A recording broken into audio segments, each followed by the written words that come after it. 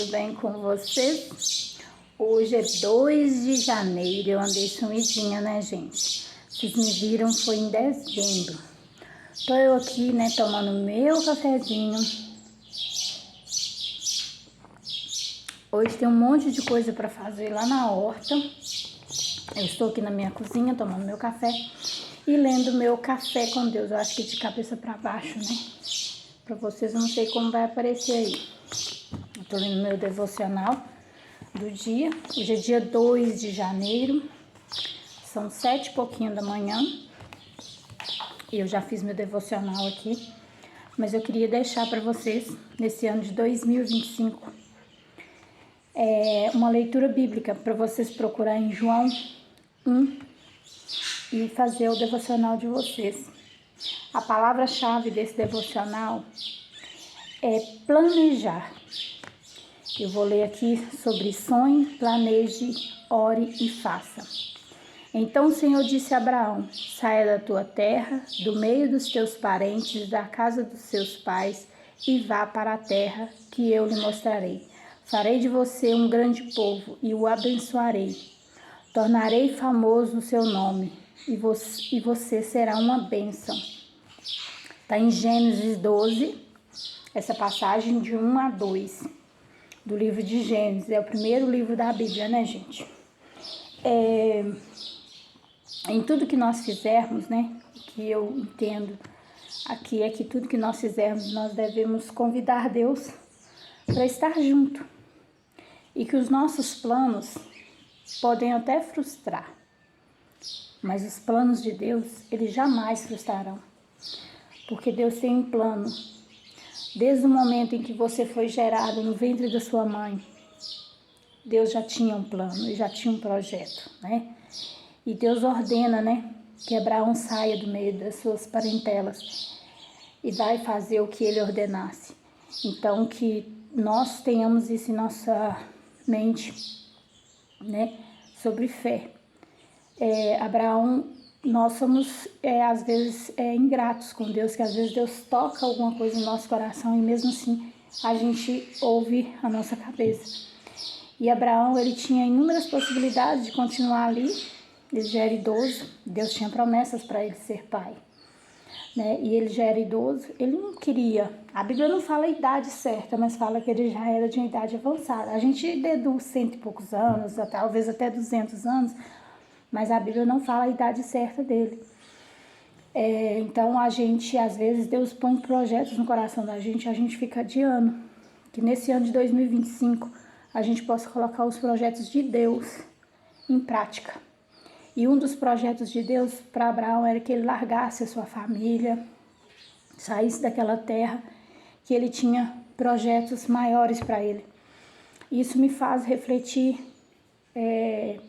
como Abraão foi através da fé, né, gente? Às vezes Deus põe algo no coração da gente e a nossa fé é bem menor do que um grão de mostarda.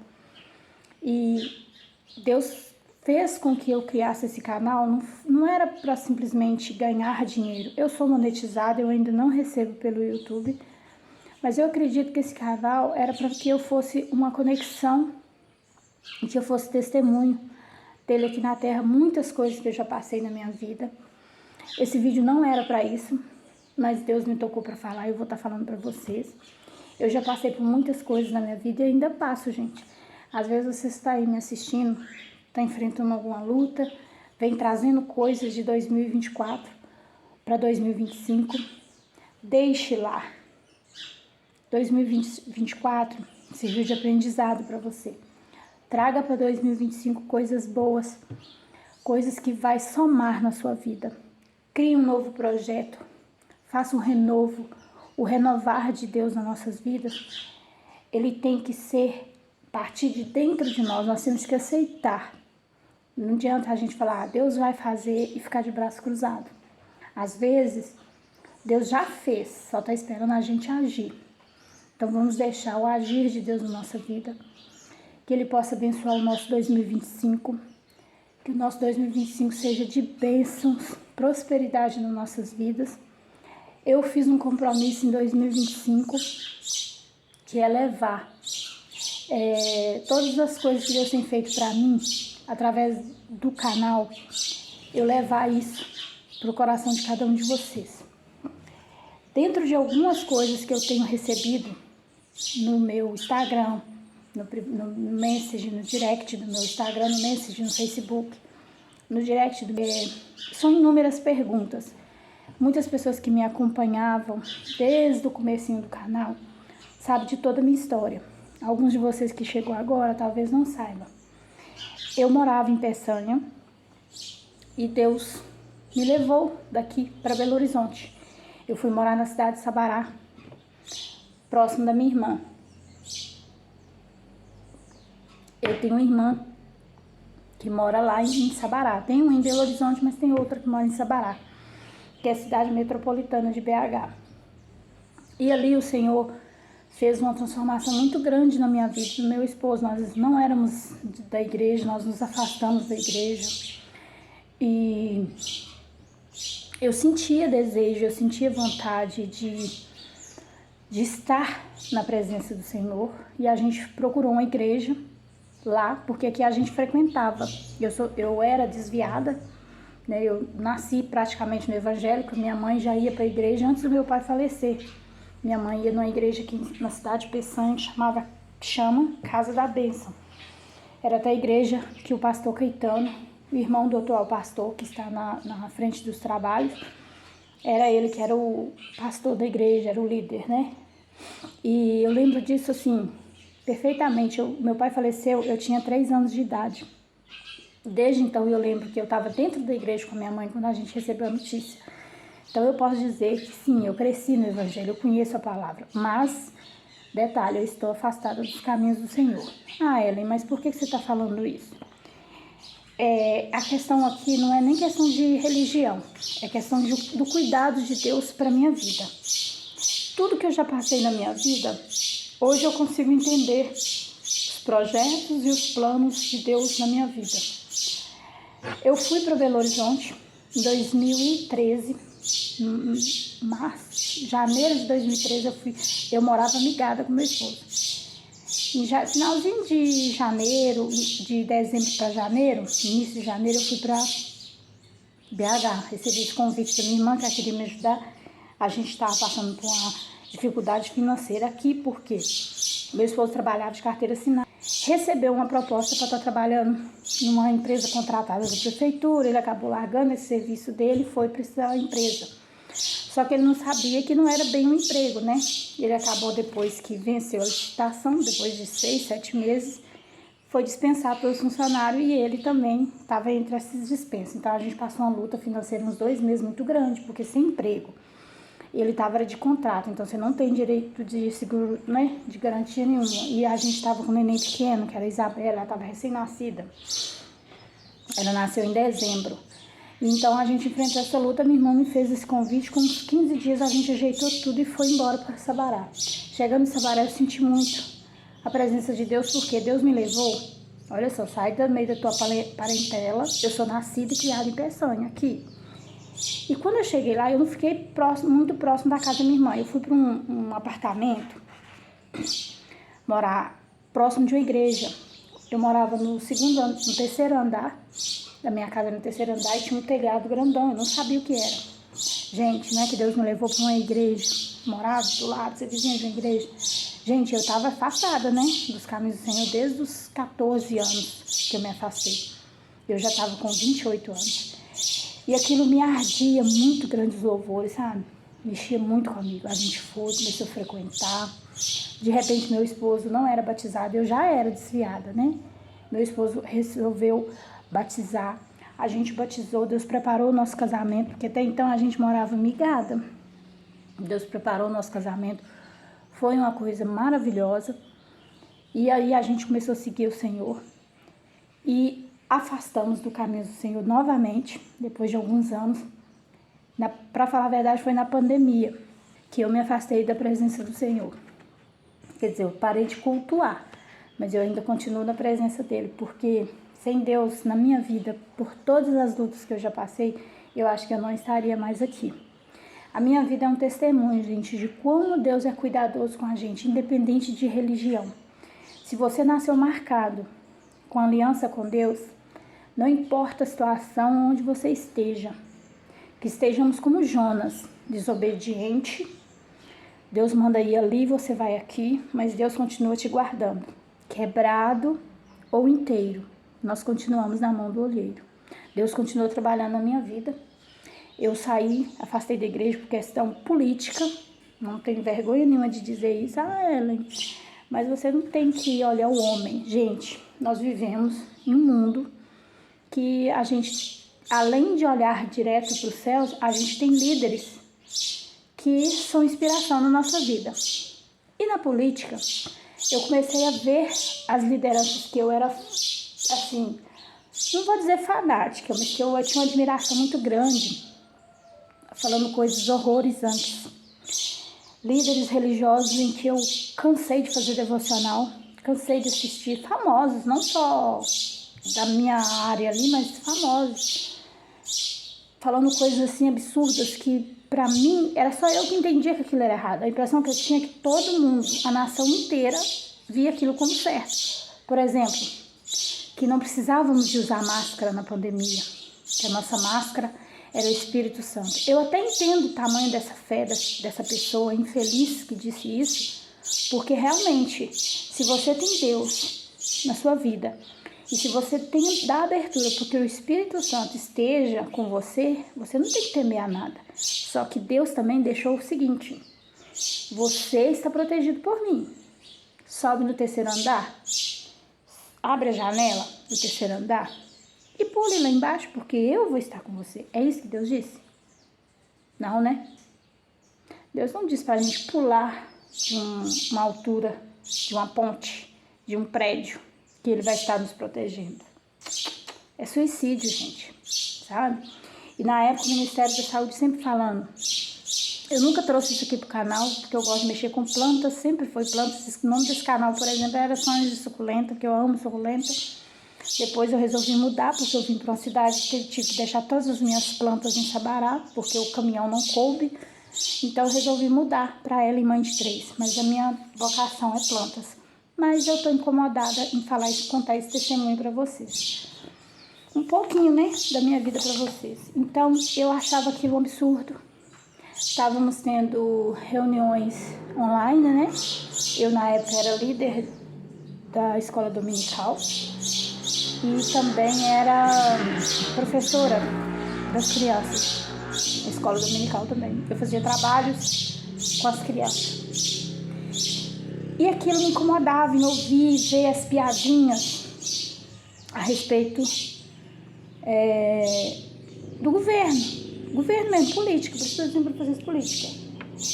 Independente se é Bolsonaro, se era Lula, para mim isso não faz diferença, mas assim, aquela postura que foi adquirida na época, eu fiquei incomodada. Não por questão de política, assim, que eu tinha o meu político de estimação, mas é porque as falas me doíam. Porque eu tava vendo, gente, na minha rua, morreu diversos idosos, morreu crianças na minha cidade lá.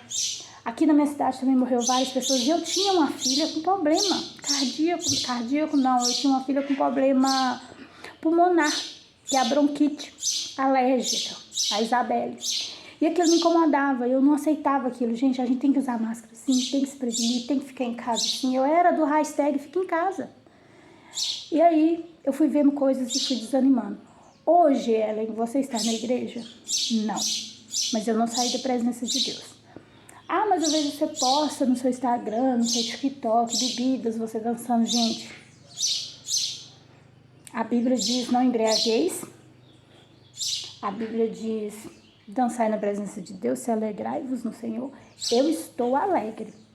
Quando eu danço, eu estou feliz. Eu não estou prejudicando, eu não estou matando e nem estou adulterando, não estou levantando falso testemunho.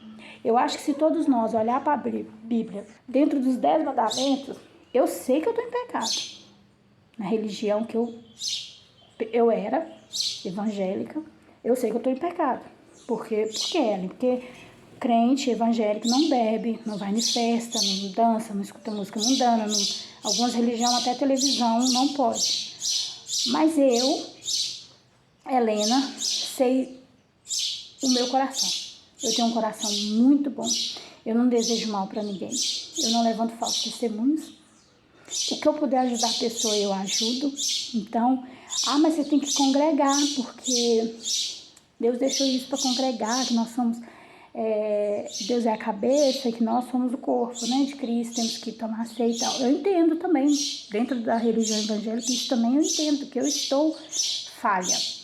Mas eu vou falar para vocês uma coisa, sinceramente, que muitos que vão pensar que é coisas demoníacas que eu estou dizendo, mas eu estou muito melhor dentro da minha casa, cuidando da minha família, do que estar indo numa igreja onde eu me sentia oprimida.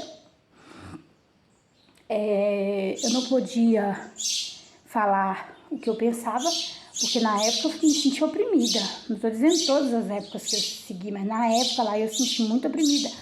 Porque debater com pessoas, quando ele tem uma cabeça, questão de política, voltada para uma coisa, você não consegue. E eu queria debater dentro da palavra. Eu queria passar o que eu estava achando, o que eu pensava, mas eu não conseguia. Por que eu não conseguia? Porque o fanatismo, a idolatria era tão grande que eu não conseguia. E o que Deus fez? Deus me retornou para minha cidade. Aqui na minha cidade, eu vim em 2021. A pandemia já estava começando a cessar, as vacinas já estavam sendo dadas e tal. Eu vim para cuidar da minha mãe. Até esse ponto que eu vim falar para vocês, é que todo esse momento, 2021, até 2021, eu vou contar essa história para vocês. Parei por aqui. Por quê, Ellen? Porque aí eu já começo outras coisas que eu tenho que amadurecer para vir passar para vocês aqui. Em 2021 eu vim para cuidar da minha mãe, porque ela estava muito sozinha, né? Ela e o esposo dela, eles eram 2 idosos, moravam sozinhos, apesar de que eu tenho irmãos aqui e cunhadas, mas todos tinham seus compromissos. E a minha irmã, que trabalhava na praça, que é onde eu trabalho com ela hoje, ela me ligava muito e falava, eu não tô podendo ficar 24 horas por conta da mãe e tal. Minha mãe era o tipo de pessoa assim, que ela não era de ficar pedindo favor a ninguém. Se você fosse lá, você vê que ela estava bem, estava alimentada e tudo. Mas a minha mãe não estava mais podendo fazer muitas coisas, né? O médico, porque ela era cardíaca, e o médico proibiu ela, por exemplo, de socar alho, por causa da veia do coração dela, então ela não podia mais socar alho. Ficar muito tempo fazendo esforço físico, tipo cozinhar, lavar, passar. Então minha irmã fazia essas coisas, ia lá uma vez na semana fazer uma faxina, cozinhar até que não. O esposo dela, mas ela dava um jeitinho lá, costumava deixar uma comidinha lá já no jeito para eles comer. Mas a faxina, a lavação de roupa era tudo com a minha irmã. E a minha irmã, como ela trabalhava, ela ficou muito sobrecarregada, porque no clube a gente trabalha, tem vezes que a semana inteira. Porque o clube ele é alugado, então além dos dias normais que abre, finais de semana são sábado e domingo todinho. Tem os dias da semana também que abre e tem os dias da semana que é alugado. Então é uma correria que você não tem tempo para cuidar de 3 casas, que ela tinha que cuidar dessa casa que é o clube, da casa da minha mãe e da casa dela. Então eu vendo aquilo, eu falei, Valda, eu vou voltar. Ela chama Valda, meu amorzinho. Amo você, minha irmãzinha. Falei, Valda, eu vou voltar. Conversei com meu marido, ele trabalhava, ele já tinha um cargo superior no posto de gasolina, onde ele trabalhava. Ele começou como frentista e foi subindo, mas não valia a pena eu ficar lá. Eu não trabalhava, eu tinha um bazar, uma loja de roupa e calçados. Então eu falei, vou fechar tudo, vou doar essas roupas e vamos embora. Se você quiser ficar, você fica. E vai lá uma vez no mês, ou quando der, você vai nos ver. Porque tem irmãos que moram lá, irmãos primo, né? Que foi criado com ele, então considera como irmão. E eu considero também como meu cunhadinho, o Antônio. Então eu falei, você fica aí, eu vou com as meninas. Eu alugo uma casa lá, ou eu vou pra casa da minha mãe. Mas eu não gosto de morar com pai e mãe, entendeu? Eu acho assim, tem casa que é casa. Eu não ia pra lá perturbar ela com 85 anos já. Resolvemos vir todo mundo. Juntamos as nossas coisas e chegamos aqui. Aí começou outra luta, que vai vir nos próximos vídeos. Eu vou contar um relato, depois que eu vim de Belo Horizonte, coisas que aconteceram aqui, que era para mim desanimar, mas não, eu continuo firme. Dentro do que eu tô falando para vocês, eu vou responder perguntas que me foi feita no meu canal, e também em outras redes sociais minhas. Por exemplo, Ah, Ellen, por que você não mora na casa da sua mãe? É outra pergunta pertinente no meu canal. Coloca seu Pix. Lá no Instagram já teve pessoas que me perguntou por que eu não coloquei meu Pix para pedir ajuda para me sair do aluguel. Gente, sobre a casa da minha mãe eu não posso falar sobre esse assunto. Vocês podem ver que eu não falo muito da minha família. Eu sou afastada da minha família por esse motivo. Ah, mas porque você levou na justiça, você processou seus irmãos? Não. Assim que a minha mãe faleceu, houve-se uma discórdia. Não da minha parte. Graças a Deus eu sou tranquila nisso aí. Até porque eu só vou brigar pelo que é meu. Pelo que eu construí, que são minhas filhas, né, minha família, meu esposo. É por essas pessoas que eu levanto todos os dias e brigo por eles. Porque foi com eles que eu construí uma família. Porque pra mim, família é aquilo que você gera. Eu gerei 4 filhas. Ah, mas você não é Ellen, mãe de 3? Sou Ellen, mãe de 3. Mas eu tive outra filha que veio a óbito após 21 dias que ela tinha nascido, que é a Anali, meu anjinho. Mas eu não uso no canal porque... Ah, mas você é mãe do meu filho, eu entendo. Quando eu mudei o nome, eu não pensei nessa estrelinha. Eu ainda pretendo olhar isso. A respeito do Pix, teve várias pessoas em alguns vídeos atrás que me pediu, deixa sua chave Pix. Gente, eu não vou deixar minha chave Pix, porque eu não acho certo. Por enquanto, eu penso assim, pode ser que eu mude de ideia. Eu não acho certo ficar colocando minha chave Pix. Depois de todos os canais que eu venho vendo aí, usando isso como forma de se dar bem no YouTube. Não é essa a minha intenção. Eu pretendo sim ganhar visualizações dos meus vídeos, receber pelo YouTube e conseguir comprar a minha casinha. Eu moro de aluguel, gente. Isso é que eu posso responder vocês a respeito de casa, Pix, família. As únicas irmãs que hoje eu tenho contato é com a Elisângela, de Belo Horizonte, Sabará, e com a Valda. Somos as únicas irmãs assim que a gente tem contato, que pra mim, assim, considero demais, tá no meu coração. Eu agradeço a Deus. Ah, mas você não pode ter raiva dos seus irmãos, porque você é evangélica, conhece a palavra. Realmente, eu não tenho raiva dos meus irmãos. Eu perdoo tudo que eles fizeram comigo. Ah, mas o que eles fizeram com você, gente? Eu sou a única da família que não tem casa, tá? Moro de aluguel. Sou a caçula de 11 irmãos. Todos têm casa, menos eu. E eu pago aluguel. E por isso eu vou ficar triste? Por isso eu vou deixar de ser grata a Deus? Que cuidado é esse, Ellen, que Deus tem com você? Por que você é tão grata, gente? José, ele foi traído, ele foi vendido pelos seus irmãos. E nem por isso José deixou de adorar e agradecer a Deus. Gente, eu sou tão abençoada, que às vezes eu sento para conversar com minhas amigas, algumas vizinhas, e elas ficam assim, Helena, eu sou impressionada com a forma que você leva as coisas, na leveza que você leva as coisas. No meu lugar eu já tinha ido na justiça, já tinha feito isso, feito aquilo. Gente, eu fui apenas para, na época, eu procurei advogado para sentarmos todos e ver o que ia resolver das 2 casas, porque minha mãe deixou 2 casas e também morava com um senhor. E eu não achava certo a gente vender nada, sendo que ele, como morava com ela há 8 anos, ele também tinha direito nessa casa que ela comprou. Quando eu cheguei, ela comprou uma casa para me morar, para me tirar do aluguel. Essa história também vou contar para vocês depois. Só que como o bairro era afastado da casa dela, eu preferi ficar de aluguel numa casa onde eu estava próxima dela, já que todo dia, 6 da manhã, eu tinha que vir cuidar dela, fazer o cafezinho dela. Resumindo, hoje eu sou grata a Deus, por quê? Depois que eu vim de Belo Horizonte. Porque eu morei em Belo Horizonte 11 anos. Eu vim aqui em Peçanha, geralmente em alguma festa de casamento, como eu vim da minha sobrinha, da Sara, Titia te ama. E vinha também em finais de ano. Eu vinha pouco em Peçanha, por quê? Geralmente Páscoa, virada do ano, Natal, minha mãe sempre ia pra lá, pra minha casa. Minha mãe viajava daqui de Peçanha, nunca foi em Belo Horizonte. Mas quando eu mudei pra lá, minha mãe passou a ter esse itinerário de estar viajando para Belo Horizonte. Então, Eu nunca precisei vir nessas datas comemorativas porque tinha minha mãe. A gente geralmente vinha uma vez no ano nas férias do esposo. Quando meu esposo entrava de férias, a gente vinha.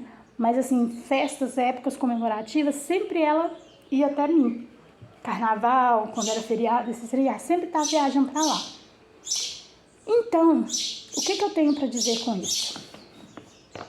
Em tudo dai graça. Eu sou muito grata a Deus porque Ele me deu 11 meses com a minha mãe. Eu cheguei em 2021, dia 18 de dezembro de 2021. E tive 11 meses com a minha mãe, que foi os melhores 11 meses da minha vida. A gente viajou por tudo quanto é região aqui das roças. Teve um dia que ela sentou comigo e falou: tô doida pra ir na roça, porque a gente não mora na roça, a gente mora na cidade. Mas a cidade é banhada por roças, né? Chacramentos.